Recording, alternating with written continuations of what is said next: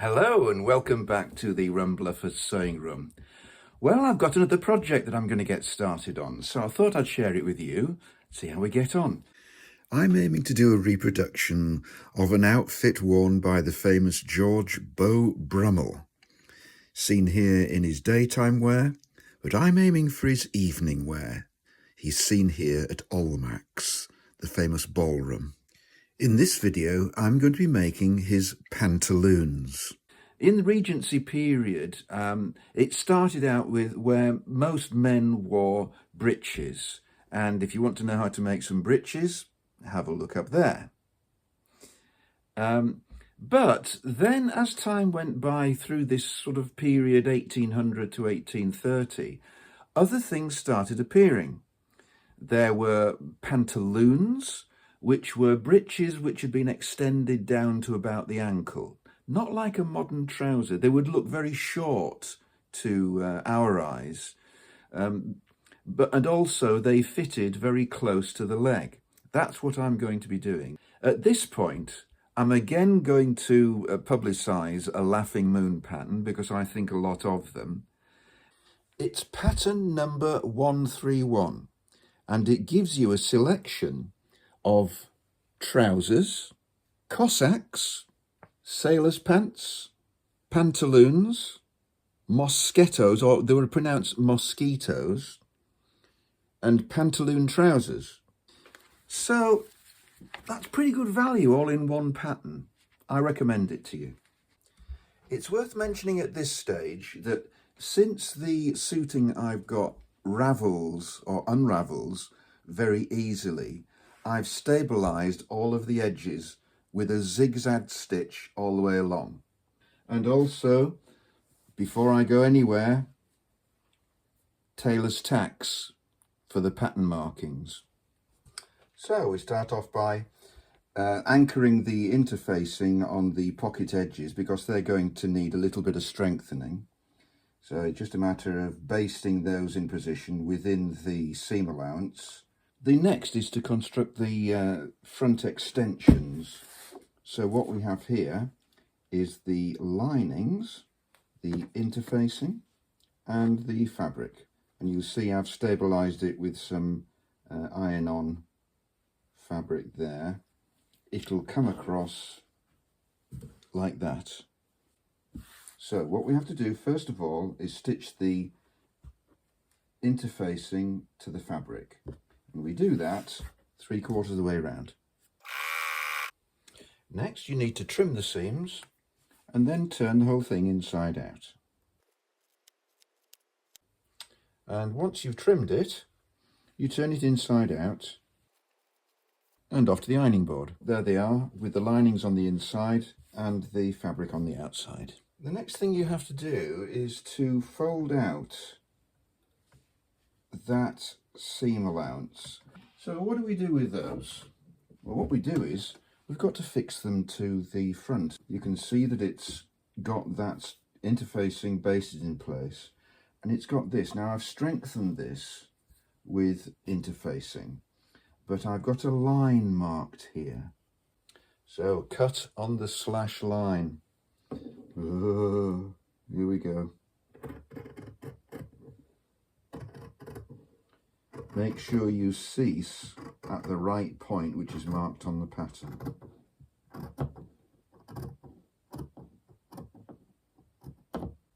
So then you turn it over and pin that down out of the way.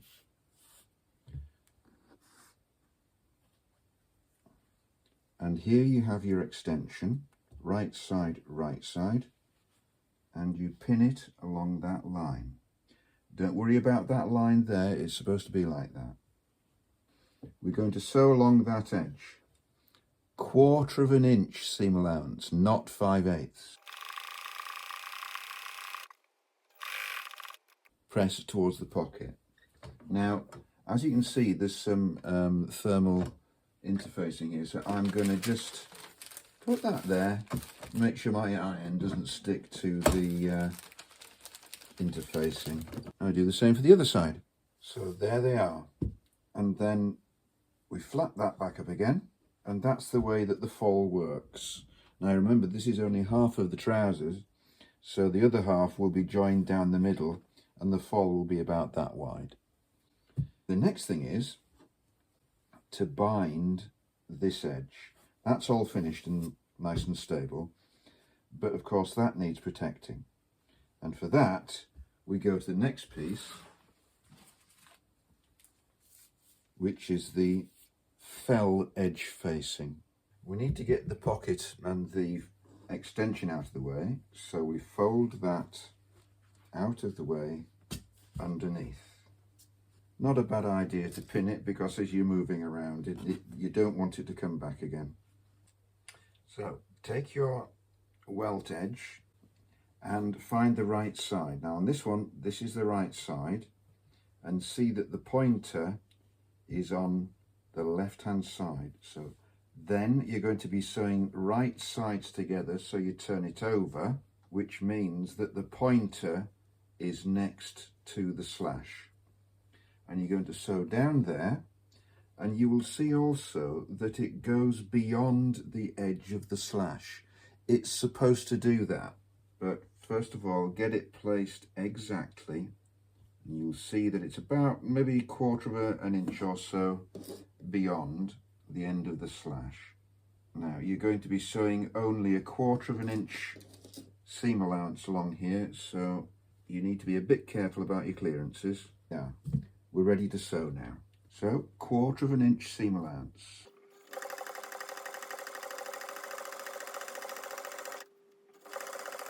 Now you stop sewing at the end of the slash, which is there.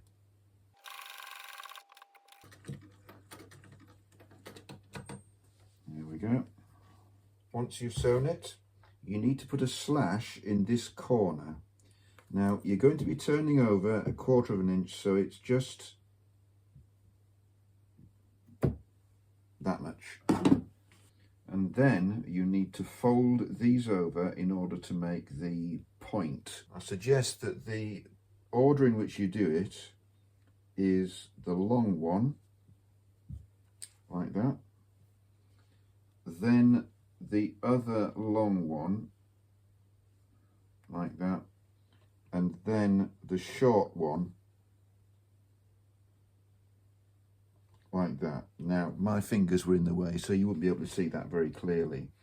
Have a look at my video for breeches and it will show you exactly how it goes. Now the instructions say press. Well, I don't know about you, but these are such tiny pieces that I think that in order to get them right, you have to actually put some stay stitches in. So what I do is I stick some tacks in to hold them in position, and make them in a contrasting stitch so you can see them easily and remove them later on. And the final one is the small one, which folds up. As you can see, there's no way you're going to be able to keep those in position without a bit of extra help. That's the way they should look. They'll make a point folded over with all the edges turned inside. The next step is to fold over this seam to enclose the edges. I'll just pull that tack out. There we are. 1/4 of an inch. Helps if you have about 7 fingers on each hand. There we go. That's preparing it for being folded over. The next step is to fold the whole thing over and press that seam. Now it won't be an exact even and square point because the pattern makes allowance for it to be slightly wider at the top than at the bottom. Okay, so you can see the way this is beginning to form. It comes down to a nice neat little point which you're going to sew in position later on. Once you've pressed that edge, you then fold it over so that it meets the edge there. Okay, you don't go over the top because you want to have that appearance on the other side. It's suddenly occurring to me that I'm hoping you can see this, because with it all being black, it doesn't pick up terribly well. But again, press, press, press. There we are. So we now have to sew there.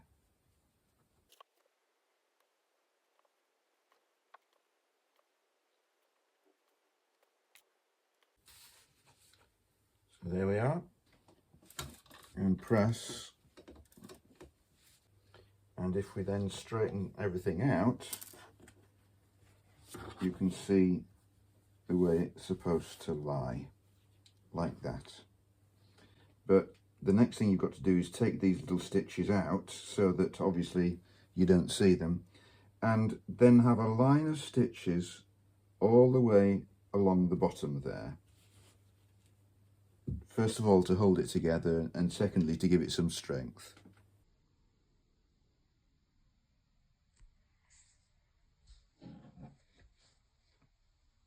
Next, we're going to make the pockets.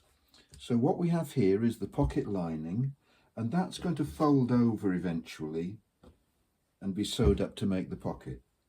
But first of all, we have to give it a facing so that when it's opened up, it has the fabric showing. So here's the facing, and so we put it together, matching these tailor's tacks together. You can't see them very well, but they are here. And it's useful then to baste round the edges and hold them together, ready for you sewing.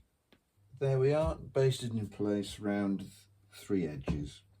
And the next thing to do is to do a zigzag stitch along the bottom here to secure that loose edge against the lining. And we do that all the way across. So now we've got to put the pocket bag right side to right side, matching the notches there, and we've got to sew around the frog there, stopping at your tailor's tacks there. Now, if you have large hands, you may want to take it a little bit further down, because if you can see, it doesn't make a very big hole for a hand. So that's one possible. As far as the pattern's concerned, it says stop there, but you may want to take it a little bit further. So we're starting here at the tailor's tack, and let's just put a couple of stitches back before we go forward.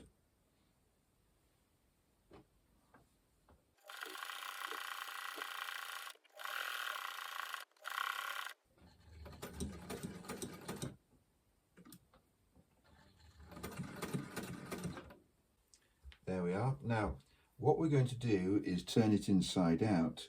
So the next thing is we've got to trim the seams. And it's going to be turning inside out. So first of all, we go to the corner.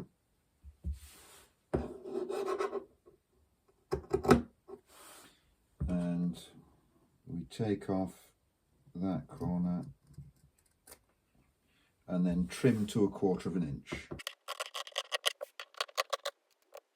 Once it's trimmed, you turn it inside out. And off to the ironing board. So once it's been pressed, there's your flap, and that will receive a buttonhole at that top corner there, and your hands will go inside.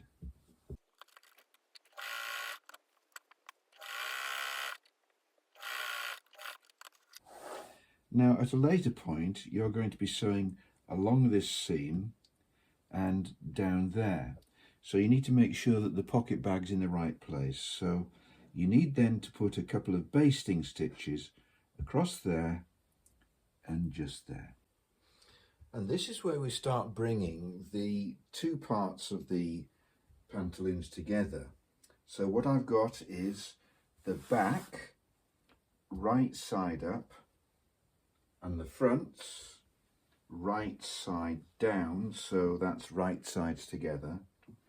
And what we've got to do is we've got to sew down this seam and up this seam, not sewing that bit yet, coming from this tailor's tack up here to the edge. Now, to avoid any problems with your flap, let's pin that out of the way. The thing to remember here is that the seams the cut edges don't match up exactly. However, the seam lines will. So the main thing you've got to watch out for is making sure that your notches match. Everything else will work itself out, but make sure you've got your notches and matching your tailor's tacks in the right place. So I'm just going to do that, and then what I'm going to do is baste them, so then it's going to be much easier to sew. Just worth mentioning is, don't forget that on the outside seam, you have to stop sewing 2 inches before your tailor's tack. I've put some chalk in there and a pin to stop me going too far.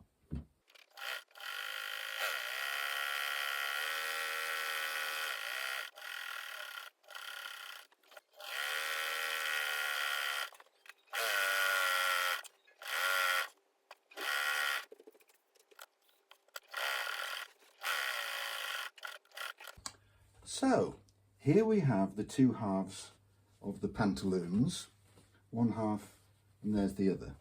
So we've got to join the 2 together now. So take one of them and turn it inside out, or rather turn it the right side out, and you then put it inside the other. So effectively you're placing right side to right side for the trousers. Okay, now make sure you've got the right seams matching to each other. So the easiest way to do it is to match the centre back, and there are 2 notches there to help you do that, and then there's a double notch on the pattern as it goes down the back, and then you've got to line up the seam in the middle. And don't forget to flatten out your seam allowances so that you're not doing it falling over the wrong way. I tend to hold it together with the pin that's holding everything together, so I make sure that I've got the seams flattened out like that. Now, another tip here, which I generally do, it's up to you whether you do it or not, but to stop things moving and shifting around, I pin between the tops of the falls and all the way around. So as I'm stitching, the seam isn't shifting around. You get a nice tight straight line doing that. And I'm going to pin that all the way around and up the back as well, away from where I'm going to be sewing. Doesn't get in the way, and it means that you've got a nice flat surface without it trying to do that all the time. There's a lot of, you're starting to handle quite a lot of material now. And I might as well mention this now because we're going to come back to it. But if any of you out there are dancers, this point here in the middle of the crotch is going to get quite a lot of tension.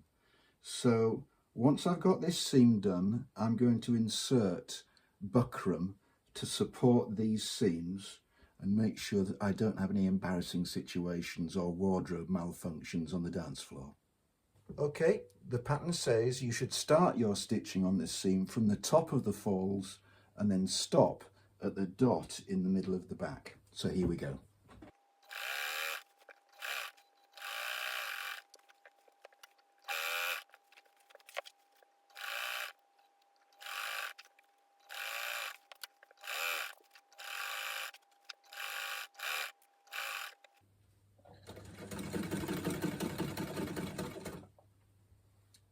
There's the dot. I'll show you where that comes in a minute. So let's go back a bit.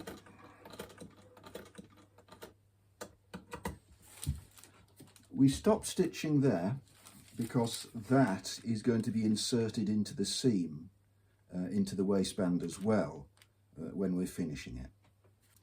Turn one leg inside out and ta-da! It's beginning to look like some proper trousers or pantaloons, isn't it? Now then, as I mentioned, that is going to get a lot of stress, and you can see that it makes a nice square at the moment, a nice cross at the moment.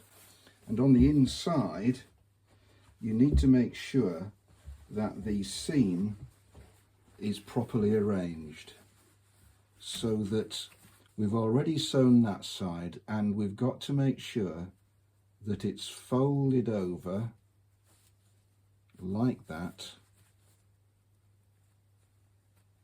so that both seam allowances are folded back. You see that one hasn't gone, so let's just straighten that out. There. So you have that nice little cross on both the inside and the outside. And I'm going to sew some buckram across like that to strengthen that seam. As I'm pressing it, I forgot to mention, you're going to need to clip these curves in order to make it lie nice and smoothly. Right, sneak preview on where we're going so that you can get an idea of what you're aiming for. This is a pair I've made on another occasion, and the next step here on the top of the fall is that we have to have that finishing there, the fall top. And so you can see that that finishes the falls off, encloses all the loose edges, and across the top here you are going to have the waistband. So even if these may look a little bit short at the moment, there's quite a bit of extra going to be added at the top. Right, let's get on with this one.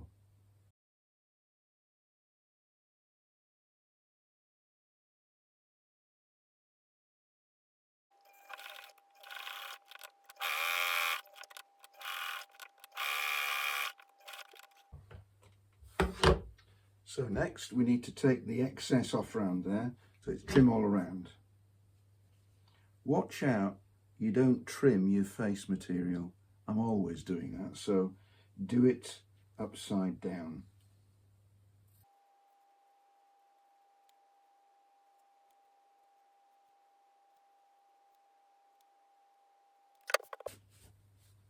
There we are.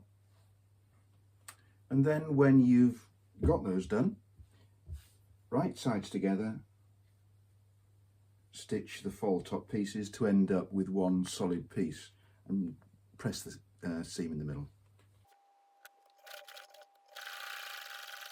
Now, just a little thing about pressing. Running up and down to the ironing board can be a bit of a pain. So you saw before that I've got one of the small ironing boards. It's a sleeve board really, which makes things a lot more convenient because you can just iron it and then you're away again. Another thing that's worth having is a pad of thick felt.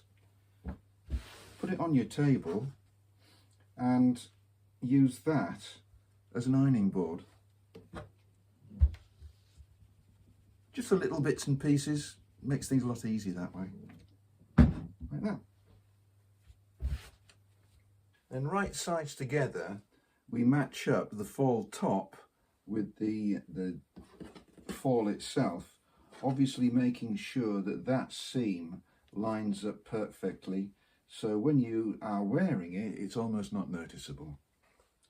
To get things in the right place, it's worth basting it in position so that you don't find that you've sewn it and you have a gap at there. Also remember, ideally you don't want that seam of stitching to show, because it's going to be reversed over and you don't want that as a line of stitching to show. So make sure that is above your line of stitching for that.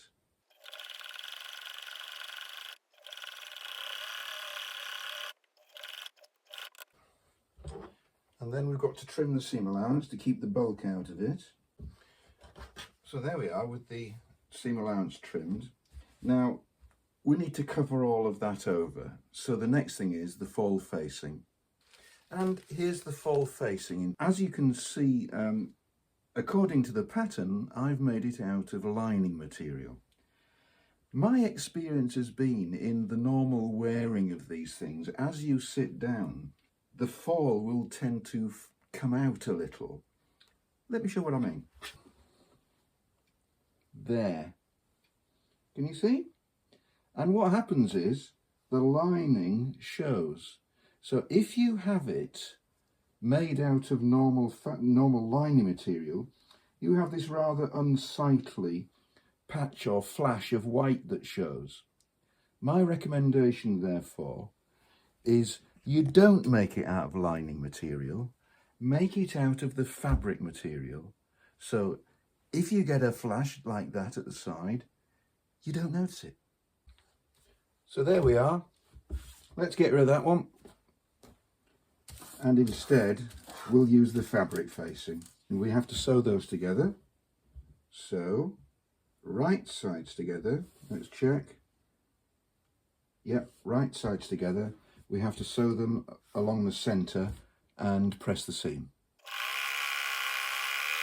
Right, you'll see in my rush that I've either stitched this the wrong way or this the wrong way, because the two marks are together here and there is opposite ends here.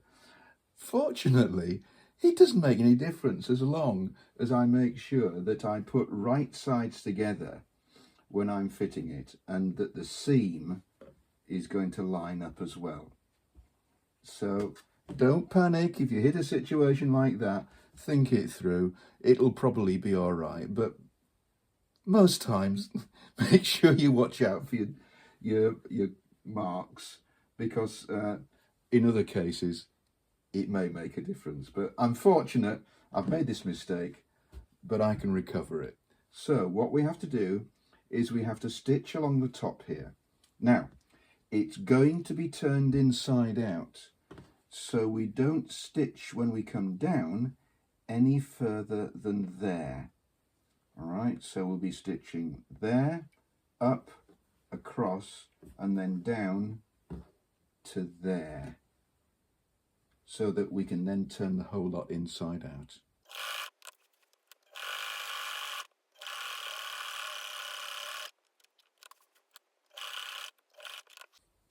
There we are, up there, across there, down there.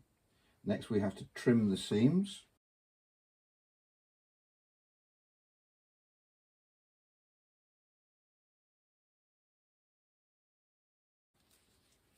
And then press it. Now don't worry that this is all loose here, because we're going to turn it under, and that's the finished fall top. Now, a couple of pointers. That seam along the top can tend to get quite baggy. It's been turned over, and it can sometimes be difficult to make it a nice crisp line. So if you look, what I've done is I've put a line of stitching all the way along the top there, clamping everything together, and that makes it a nice crisp edge. And then another pointer, in order to get these sort of this surface nice and flat and to stay, wool is a natural fibre, and when you're pressing, unless you keep it in the right place, it will go back to the last place it was fixed in. Press it, and whilst it's hot with the steam, hold it down with a piece of wood. The piece of wood holds it in position, pulls out the steam, and cools it down. And once you take your piece of wood away, it stays in a nice crisp position. Well worth remembering that. You'll be amazed at the difference it makes. Right, turn them inside out. As an aside, you see the strengthening I put down the seam at the front. That's the one that gets all the trouble. Right, here we are, they're inside out.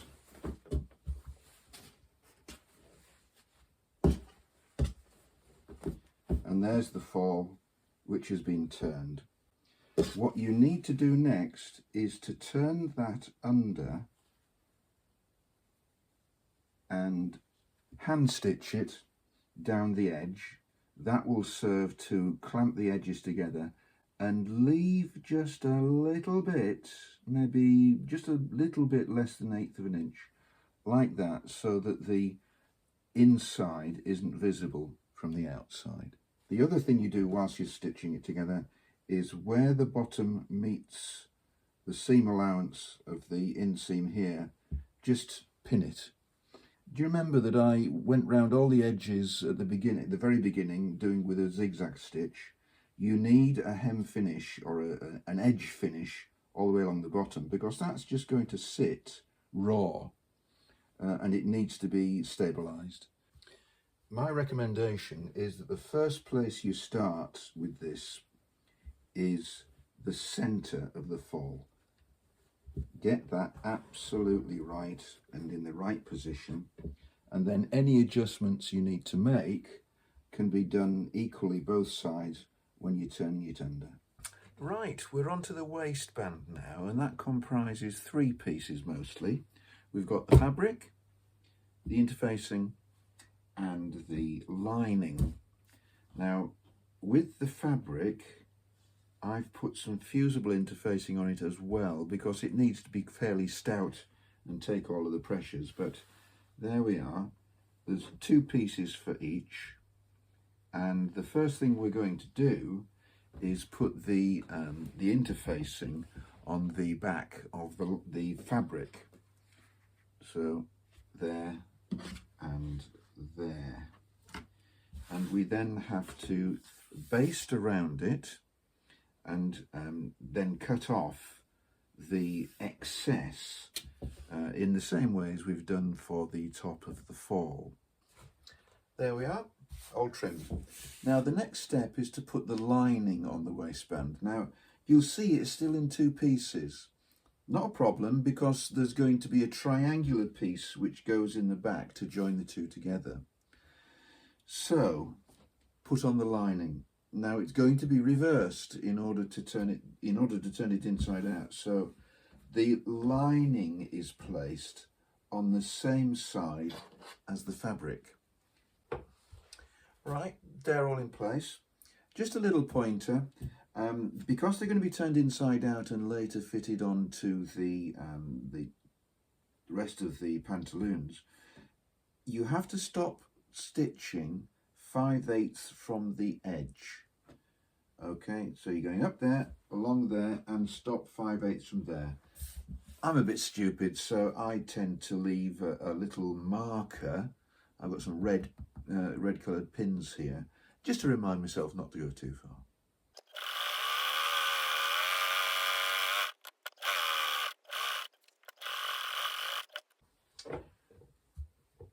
All done. Next we have to trim the corners and the seam allowance.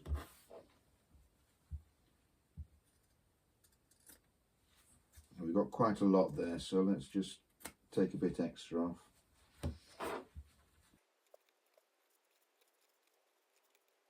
Now they turn it inside out and press. And there we are, we're back from the ironing board. They're nicely pressed and all ready to go. Just so you get an idea about how they fit onto the main body of the pantaloons, let's offer it up. And there. You've got your flap, that comes down, and these will go here and come around to the back, and then that triangular piece will go in the back. Now, you've got to think about your watch pocket. Every gentleman carries his watch. So it's going to go on this one. See the shape of it? The watch pocket's going to go there. Let's put that to one side, because we next have the pieces for the watch pocket. Now, here they all are. The pattern says that's what you make the pocket bag out of. Let's see how that works. It's going to be folded over and sewn around to make it the sack that the watch goes into. Think about how that works. here's your watch, and it goes into the pocket. And what you're aiming for is this nice watch fob hanging down the outside of your pantaloons. But what happens is the weight of the watch carries it down to the bottom of the pocket, and all you get is that sticking out the top, and it might even just fall completely down. So with practical experience, I've come up with a different shape for the watch pocket, and it's that. So it folds over to make the pocket, and your watch goes into it, sits there, and then the fob will hang down nicely like that. Okay, so that's the basis on which I'm going forward. So these are the pieces. First of all, you have your pocket bag, and you'll see that I've marked with blue crosses what the wrong side is. You need that because you've got this business about turning it inside out, and it turns my brain inside out doing that at the same time. So to help myself, I've marked the wrong side. Then you've got the watch pocket welt. That's a covering piece which gets folded over and sewn on the outside like that to make a nice finish to the pocket edge. My practical experience again shows that when you do that, it begins to sag. So have a piece of really strong buckram that you can put in there so that it always remains that nice straight line. The pattern doesn't say anything about that, but take it from me, you need it. And then on the inside of the watch pocket, you need a piece of material that will be seen if the pocket's open. It's so that you don't have a little flash of white at the edge of the pocket, and that goes on there. So let's go through the process of constructing it. Here's the bag, and we're looking at the wrong side.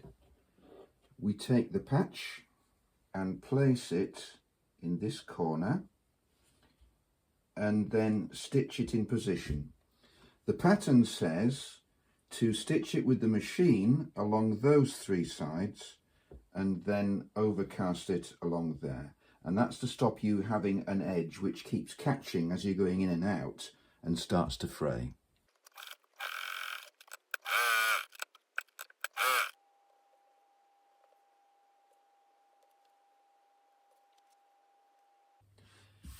The next thing we do is we bring back the waistband and we turn over onto the right side, and you can see that I've got marked here where the watch pocket hole is going to be.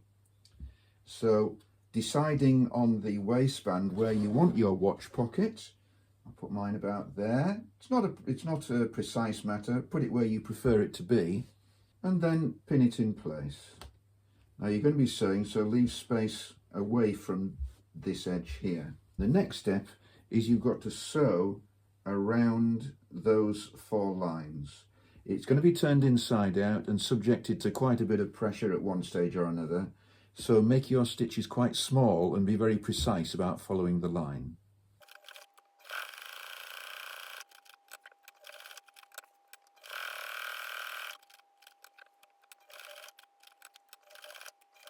Here's your watch pocket all stitched round, and you'll see there's a centre line and then lines which go out to the corners. Those lines need to be cut, and in order to get it precise, I prefer to use a craft knife for that.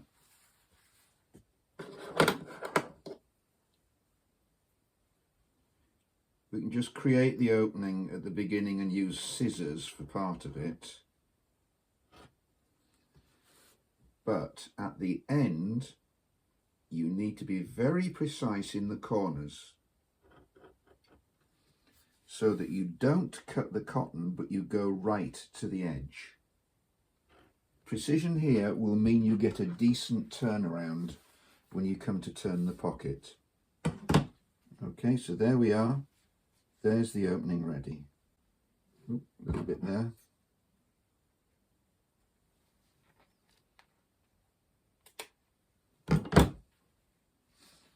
Right, so the next thing is to turn the pocket. The whole lot goes through the hole.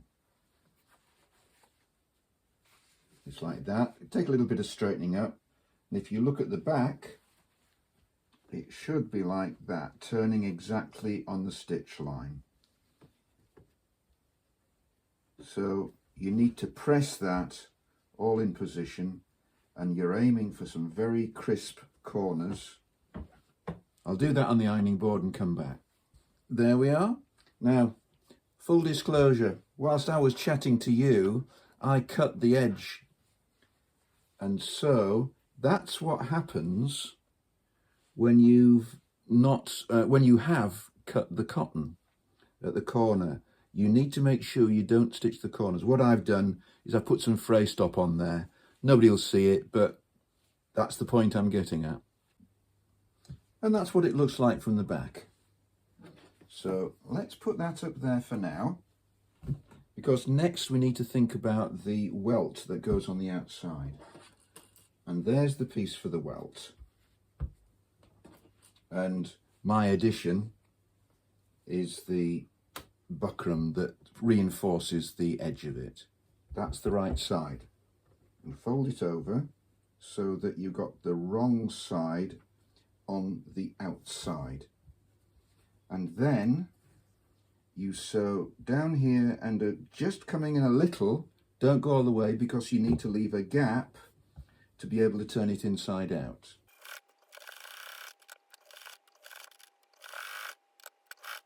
There we are, I've turned it. Then we have the strengthening to go in.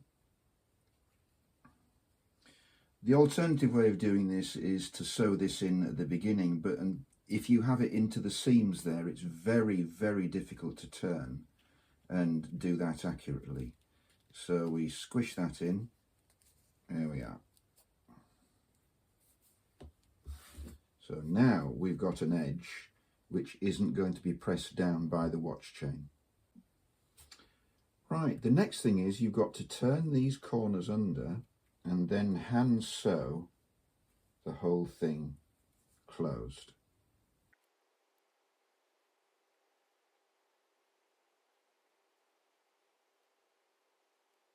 Next, you position the welt that you just made over the top of the gap. Okay, so make sure you've allowed yourself enough space at the top so that you're not looking down on the inside of it. And what you have to do is to stitch around 3 sides. I suggest that you put some bar stitches on the top there, because that's going to take some pulling backwards and forwards, especially if you think there's going to be a waistcoat there. And you'll see I've basted it in position, because trying to fix it in position with pins is a fiddle faddle and they tend to move around. So you need to make sure you've got it nice and straight. Have I got it straight? Yeah, I think so.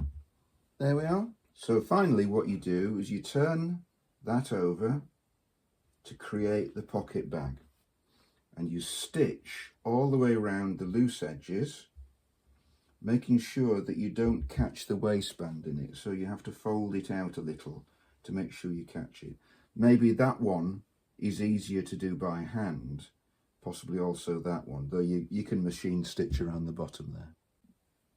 So when you folded that over and stitched it, seam finish the raw edges. Now, actually, the historically accurate way of doing this is just a straightforward whip stitch all the way around it. Nice and easy.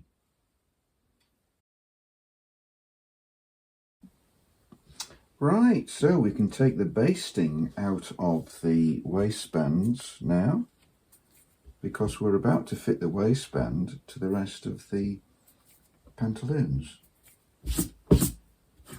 So, before we start on that, we've got to get the fall out of the way. So let's pin that. And we've also got to get the pockets out of the way. So let's get those out of the way too. And let's not forget the watch pocket bag. let's get that out of the way too. Place the band right sides to right sides, but we've also got to have the linings out of the way. So there we go, let's get those out of the way. Now again, what I suggest is that for the first go you actually pin it just to get it all organised, but then I suggest you baste it.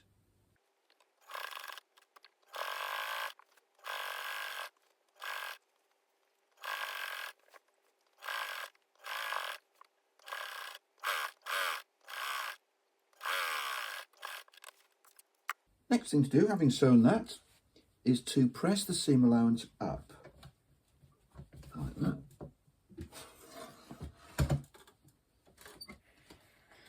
Press the seam up all the way around and then trim it. So once we've done that, we have the waistband in position and the fall comes up to meet it. We've got the pockets, but at this point we've then got to sort out the back because there's a little gusset to go into here, and that's the next step we're going to do. The gusset comes in two pieces. They're both fabric, there isn't a lining to it, and you have to put the right sides together. So comparing that, there we go. And then you have to sew around the top.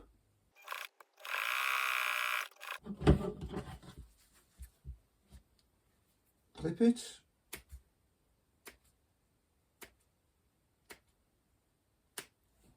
And trim it. And then turn it inside out and press. You'll end up with that. So let's bring the breeches back again. Keep saying breeches, it should be pantaloons. And it's going to fit in there. So we need to pull back the lining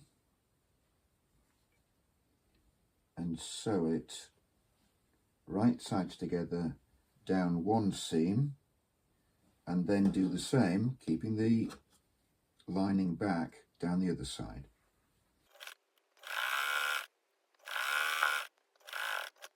There we are. And what we have to do then is to press the seam allowances out so the whole thing sits nice and flat. There we are. The next stage is to sew in the lining all the way round. Because you've got ordinary fabric here, you have to turn the lining in to create its own little seam allowance and then sew it down. Obviously, it's preferable if you can do it so that your sewing is to the seam that's been pressed up rather than showing through on the outside. There, all done. So the next step is to start thinking about buttons and buttonholes. And you'll see that what I've done is I've moved on whilst you've been out having a cup of tea, and I put the buttonholes in, one each side of the fall, 3 down the centre parting, and I've also installed all my buttons. Buttonholes also on the edges of the pockets. It'd be a bit boring watching me putting them all in, so that's why I've skipped ahead. You'll see that what I've been doing is I've been using some of the buttons out of my stash, so not everything matches. Those 2 plain brass ones on the pockets I think look quite nice and won't rub against the lining of my jacket when I'm wearing it. I then have the parts of the centerpieces that don't show, so I can button those up. Again, they're brass ones, but then the 3 that really show I've saved for special. So there we go.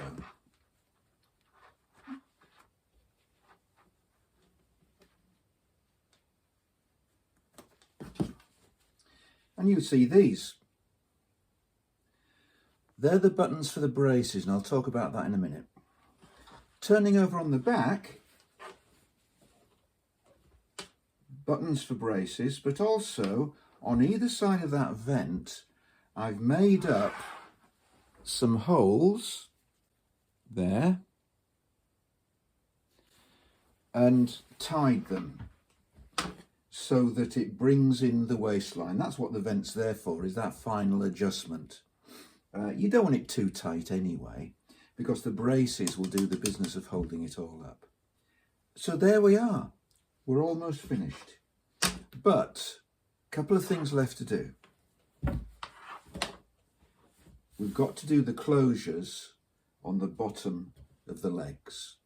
First of all, we take the interfacing and place it on the wrong side of one of the pieces, and then we stitch round with a 1/2 inch seam allowance.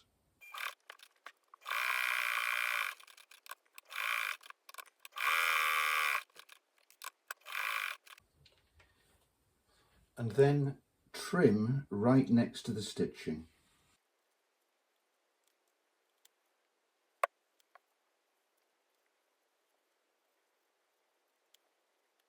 Next, the pattern says you have to do a seam finish on the outer edges. So there's your marker, and it's the top and the outer edge there.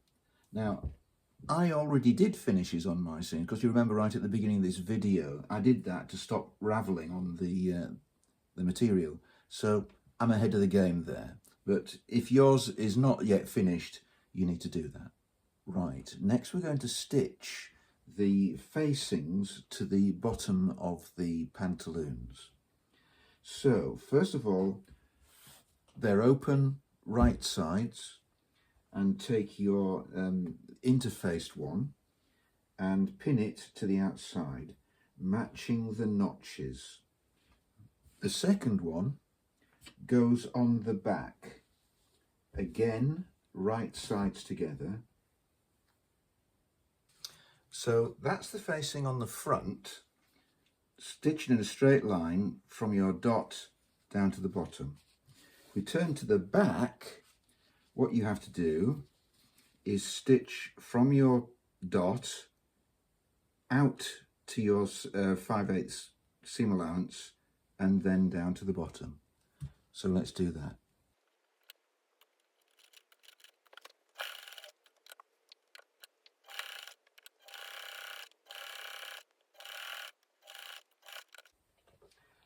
Next we need to clip. So we clip from the seam to the dot and then trim off, leaving a 1/4 inch. And for the back, we're going to trim to the dot again, but take it at an angle from that corner before you start. There we are. Next thing we have to do is turn it inside out and fold it over. That's why you needed to have that clip there. And press. And when they're pressed, that's how it looks. So you've got it nice and crisp at there with a little tab. That's where your buttons are going to go. And then that's the other side of it, like that. This will stick out a bit further. It's supposed to. And next, we have to finish off this seam. So we complete stitching down there to the dot to finish the seam. So now we can turn it back out the right way around again.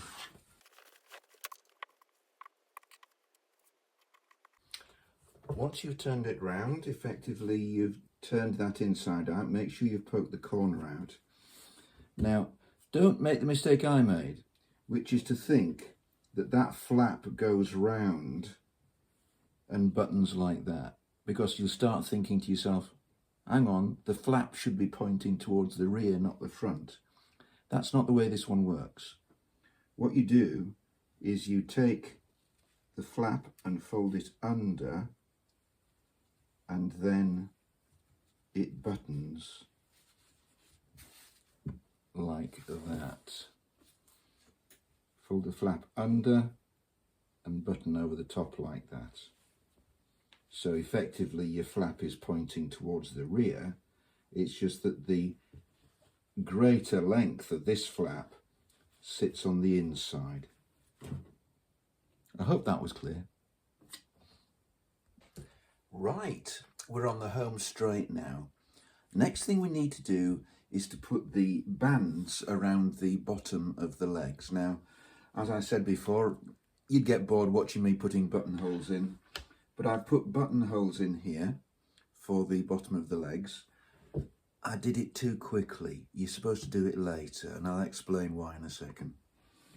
So here's the leg band at the bottom, and I have folded over 7/8 as a seam which will be used later. So we take it and put it at the bottom of the pantaloons. Now, it will be longer than the width of the material, so you need to expect that much to stand out either side, because eventually what's going to happen is it will fold under to make everything nice and tidy. So make sure you've got a bit sticking out both sides.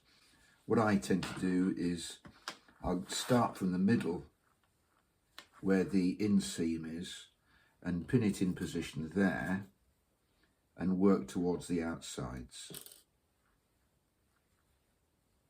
So I'll just pin that together. We'll come back to you in a minute. There we are, all pinned together. So the next thing to do is to sew it.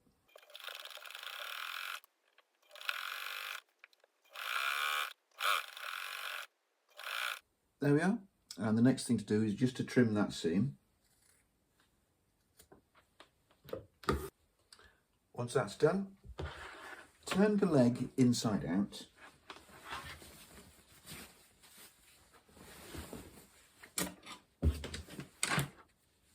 And pull it down. You see what we're working towards is folding that over to form a nice band at the bottom. But we've got these pieces at the end.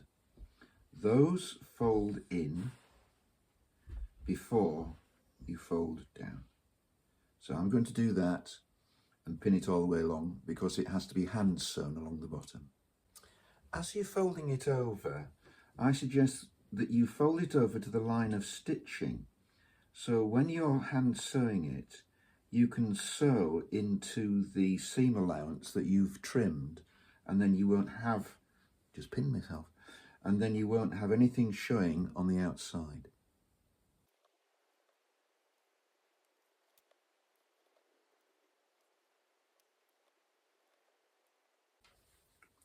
There we are, all done. So the next thing to do, just a minute, while you're at it, just tack the edges of that to stop it curling over. It doesn't say it in the pattern, but it'll work well. So you turn it back, right side out, and press. And you can see I've already fitted the buttons. There's a story to that. I'll tell you in a minute.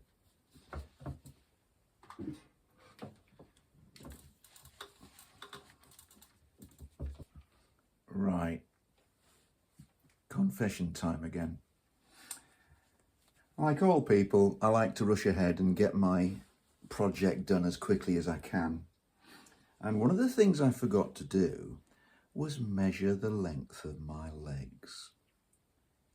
I know, it's stupid. I know that I should have done it, but I didn't. And when I tried these on, I realised that they were probably around about 1.5 inches too long. So I had merrily gone along and put the patterns for buttonholes in the bottom of the pantaloons. But of course, once I came to correct the length, and if double check your length, because once you've done that, you need to make sure that your band is the right width. So I ended up with 3 buttons and not 4. So don't tell anybody. What I'm going to do is I'm just going to sew an extra false button there. Who's going to know except you?